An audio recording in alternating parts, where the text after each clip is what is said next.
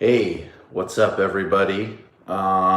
Just giving you a little stream here on what I thought about the Democratic debates. Still need to get a little bit of a better setup, but this is cool. Um, so obviously there was this Wednesday, Thursday night, couple of different debates. Um, I think that, the big stories from Wednesday were that there really weren't that many big stories. Elizabeth Warren did totally fine, so she didn't hurt herself at all, and she's obviously doing well.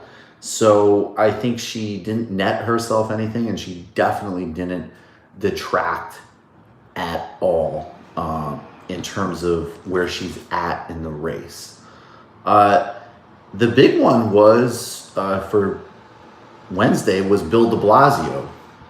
And to some extent, I guess you'd also have to say Julian Castro, though even his immigration record was like immediately put into doubt within moments of his scoring those points on Beto O'Rourke. But I think the reason that de Blasio is so interesting in the context of that debate is because, first of all, de Blasio is in a lot of really important areas not a particularly progressive mayor of New York City. I mean, he's kind of like the classic person that you need to have a leftist critique of, but at the same time, you need to really be aware that a lot of the critiques of him are very right-wing, very neoliberal, and very, very dismissive of the fact that, he's actually relatively popular with African Americans in New York City, and he has achieved some big things. So when I say he's bad because he's a pawn of the real estate industry, and he hasn't taken on any of the fundamental corporate inequality issues that you're going to ultimately need to take on in New York City.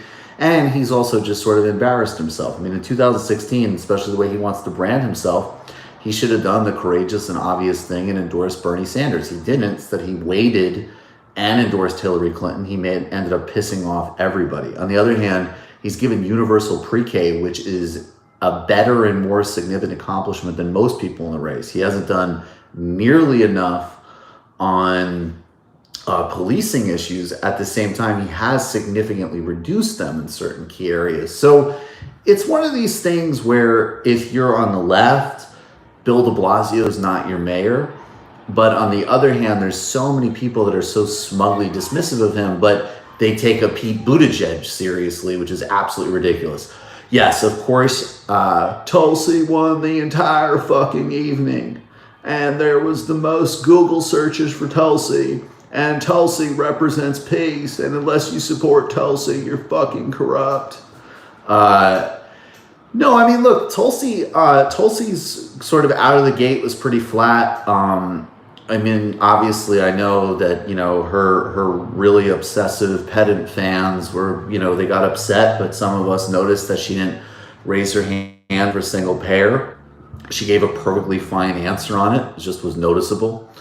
But she shined, obviously, when she talked about Afghanistan and when she schooled Ryan on it. That was incredible. That was actually a real highlight of hers. So she did come through in the end.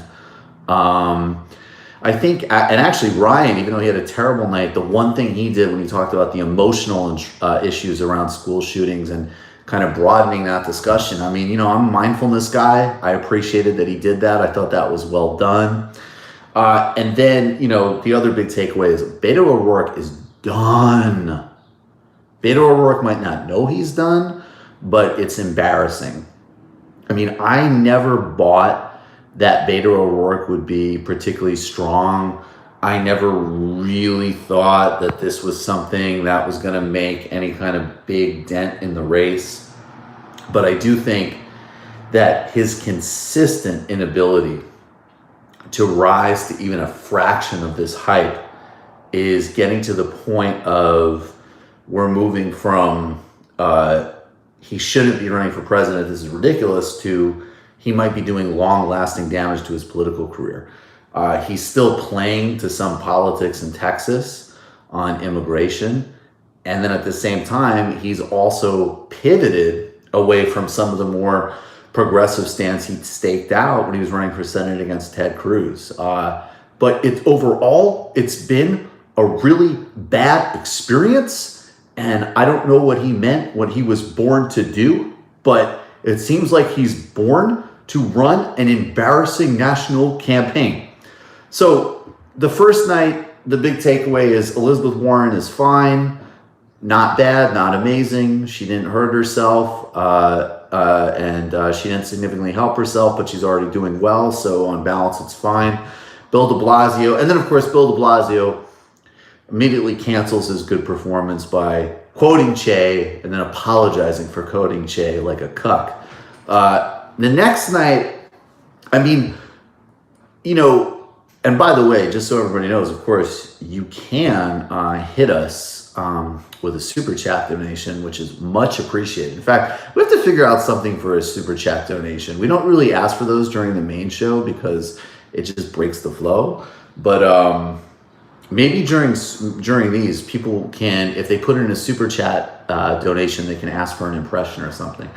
But in the main night, you know, let's just get the obvious out of the way. Kamala Harris had the best night, without a doubt. And she had the best night for reasons that, I mean, to me are not surprising. I've been saying for a long time, and obviously Kamala Harris has a very bad record in really key areas if you care about justice, human well-being, policing, and the carceral state, right? Carceral state. That being said, I don't even pay attention to those guys. it doesn't really matter.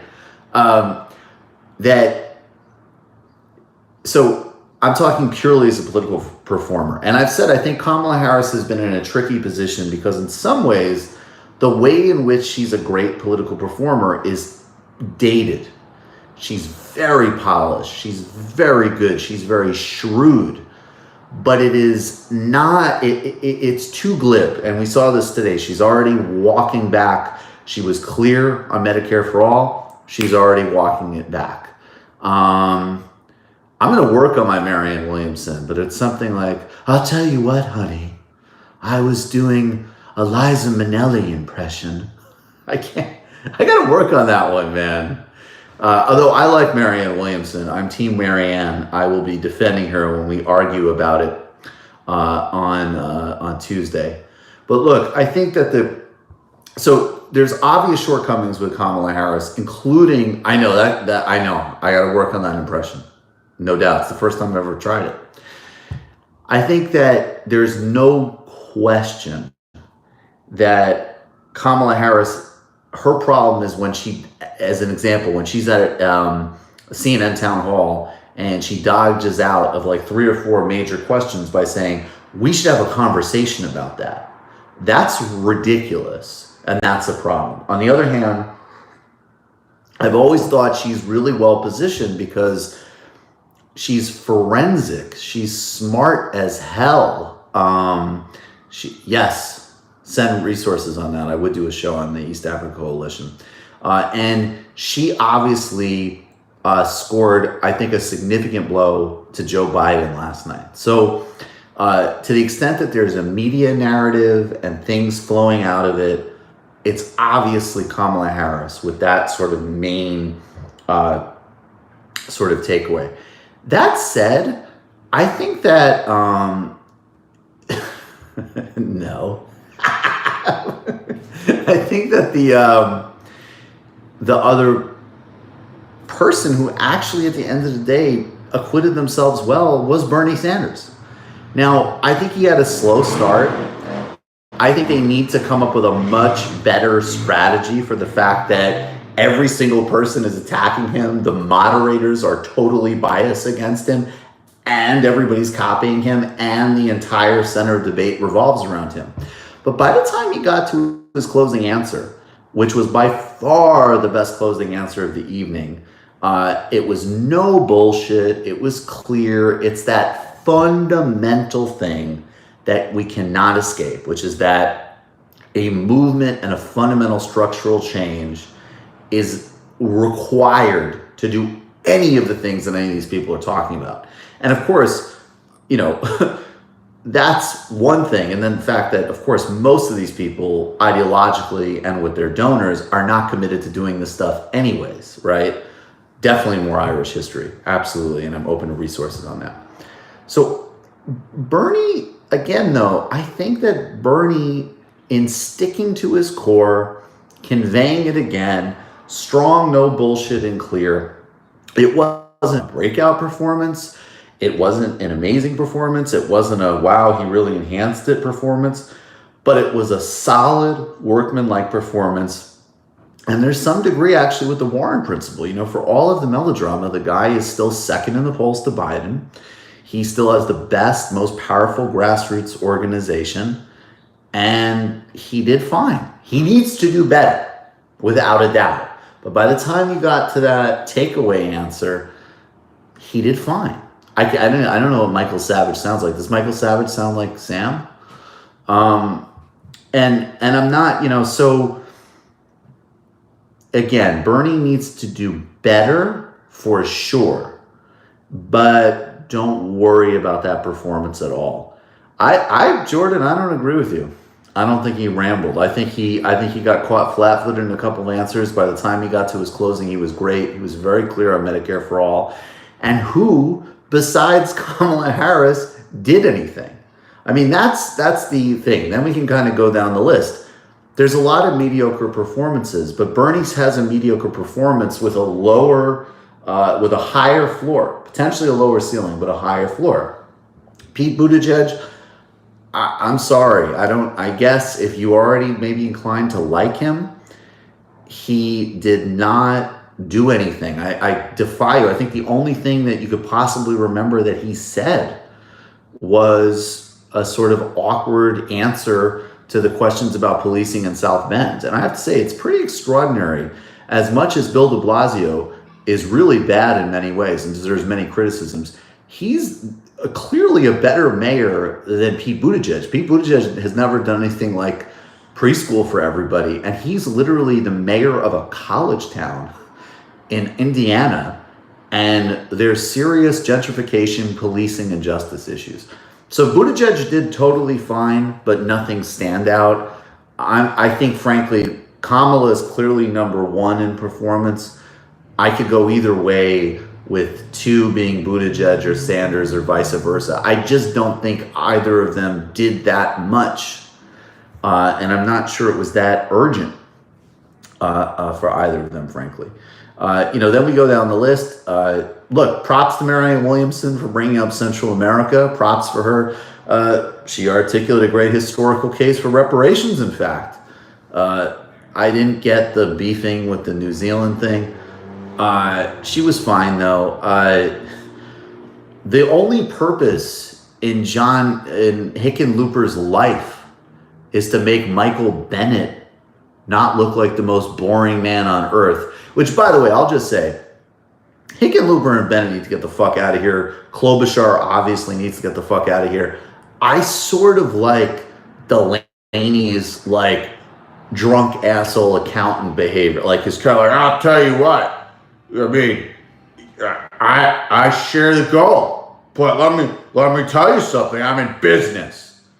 He totally came off as Beto O'Rourke's dad. Like, you leave my fucking son alone.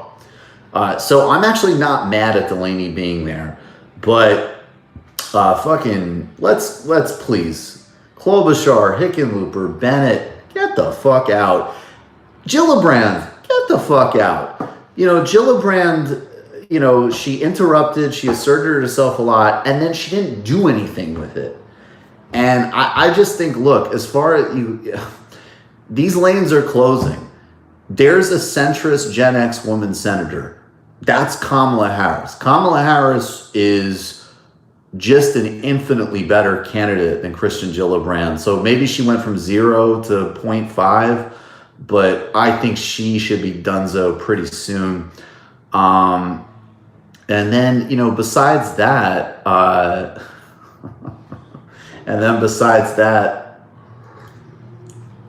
don't even remember who else. Oh, Eric Swalwell is a sophomoric motherfucker.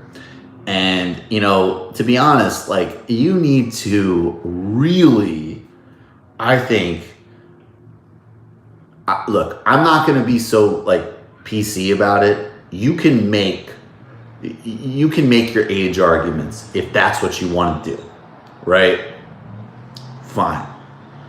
But I would think of something a little bit more subtle than basically getting up on stage and essentially being like, oh, I'll tell you what, they're going to die, while you not like rigorously nod your like pizza face. Eric Swalwell is definitely one of these people that you're like, he's obviously better natured than this like sullen weirdo Hickenlooper. But you know how you have some people, and I should have mentioned Cory Booker, I think probably did himself a few favors in the first debate as well. But you have some people where you say like, okay, this dude or this woman was not, it makes sense. Like even Klobuchar, terrible, ridiculous that she's on the main stage. But like, okay, I could see her performing in a smaller market. Obviously, Beto you could see performing, Buttigieg you could see performing. But then you have like the Hickenlooper or the Swalwells where you're like, how the fuck did you even perform in a smaller market? Like, who the fuck voted for Swalwell for Congress? I'm sorry I'm swearing so much, but I thought his performance I thought the diaper joke was sophomoric. I thought the way he went after Biden and by Bernie by extension on age was very tasteless for anybody who has a grandparent. It's just like, okay, dude, you're in your 30s. You haven't accomplished anything, and you're running a ridiculous campaign talking about having Republicans in your cabinet. I agree. Mike Gravel definitely should have been on that debate stage. You definitely need, with Swalwell and Yang and all of that, insane you don't have an anti-imperialist senator up there. Obviously, it was a bad night for Joe Biden. It was a bad night definitely on the merits. I'm not totally sure, to be honest with you. I think for those of us who are appalled politically and historically, it matters. But I think, to be honest with you, it might not play the same way with a broader Democratic electorate, but I think what will play is just the pure body language of Harris dominating him like that. And the campaign's pathetic response. And also, I truly don't understand why Joe Biden cannot just say, get really serious about the context in which he was a senator from Delaware, make an apology, and then make a pivot and talk about all the other things he wants to talk about, like being Obama's vice president, basically. The idea that he's getting into an argument on busing in today's world is really bizarre and anachronistic. But I have to say, for a broader electorate, I just think even just the body language and the incoherence, that's the stuff that really starts to chip away at the notion that Joe Biden is the one to take on Donald Trump, that he's not Hillary Clinton part two. So look, Bernie needs to do better, but he did fine. Nothing harmful. Harris had a huge win. If anybody comes out of the last couple of days with a real altering of the dynamic and you're already sort of in the game, it's Harris.